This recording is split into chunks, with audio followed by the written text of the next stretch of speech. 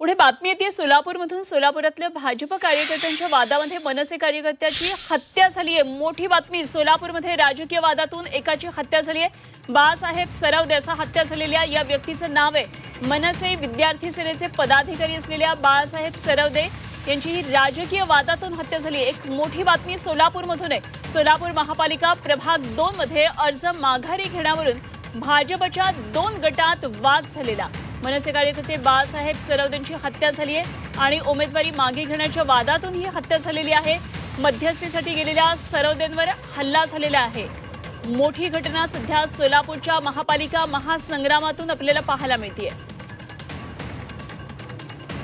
तर भाजपच्या 2 गटात वाद झाला। प्रभाग 2 मध्ये शालन शिंदे या भाजपच्या अधिकृत उमेदवार आहेत आणि त्यांच्या विरोधात भाजपच्या बंडखोर रेखा सरवदे उमेदवारी अर्ज दाखल केला होता। 2 गटातल्या वादामध्ये मनसेच्या कार्यकर्त्याची हत्या झालेली आहे।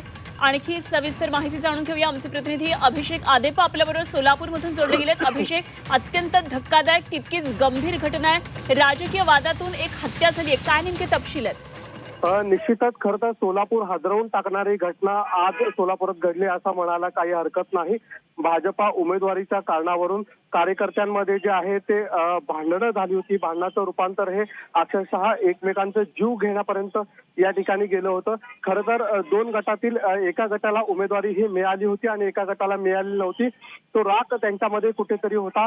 मात्र बंडखोरी करू नये यासाठी विनंती केली जात होती आणि बंडखोरी रोखण्यासाठी प्रयत्न देखील झाले होते। मात्र भाजपा कार्यालयाजवळ आलेल्या काही कार्यकर्त्यांनी एकमेकांसमोर ते भिडले आणि कार्यालयाची देखील तोडफोड केली।